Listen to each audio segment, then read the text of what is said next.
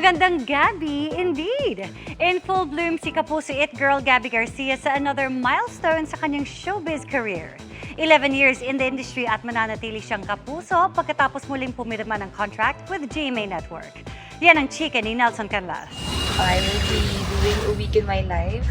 From a content creator, Bye!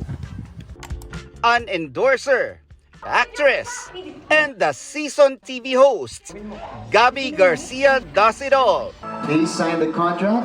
At sa mahigit isang dekada niya mula nang pumasok sa showbiz, nananatiling kapuso si Gabby na naging emosyonal pa sa pag-renew niya ng kontrata sa GMA. When I was younger, I often get rejected in auditions and VTRs. But GMA was one of the few ones who embraced me, who welcomed me, who accepted me, and who saw something in me. Tumaya sila sa akin without even knowing what I have to offer. Thankful si Gabby sa tiwala at opportunities na ibinigay ng GMA sa fruitful journey ng Millennial It Girl. So thank you for giving me wings to fly and to do what I want to do. Thank you for giving me the dream of a lifetime. I'll forever cherish it. GMA is my home. GMA is my second family. Mas naging emosyonal si Gabby nang pasalamatan niya ang kanyang mga magulang. I would like to take this opportunity to honor my parents. Thank you. Thank you for being there. Yes, palakpakan natin sila. I wouldn't be the woman I am today if it weren't for them. Nagpasalamat din si Gabby sa kanyang partner, ang kapuso actor na si Khalil Ramos, na tila naging personal photographer ni Gabby sa event.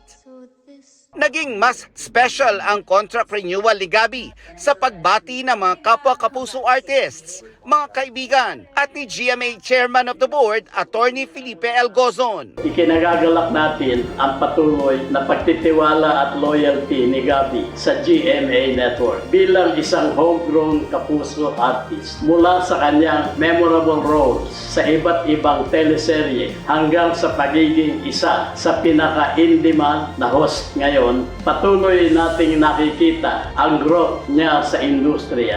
Nanguna sa contract signing sina GMA President and CEO Gilberto Arduavic Jr., EVP and CFO Felipe Asialong, GMA SVP Attorney Annette Gozon Valdez, at First Vice President for Sparkle GMA Artist Center, Joy Marcelo. Nakakatuwa what she's achieved now, and we're very optimistic that there's a lot more in store for her in the future. One of our beloved homegrown talents, and I'm very happy that she's continuing to trust GMA with her career. She's actually more than just an artist to us. She's a family.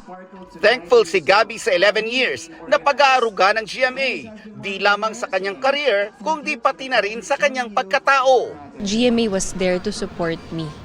GMA guided me. They led me to find out who I really am in this industry. And yun, I'm just so blessed na they're not just there as my management, as my network, but also as my guidance.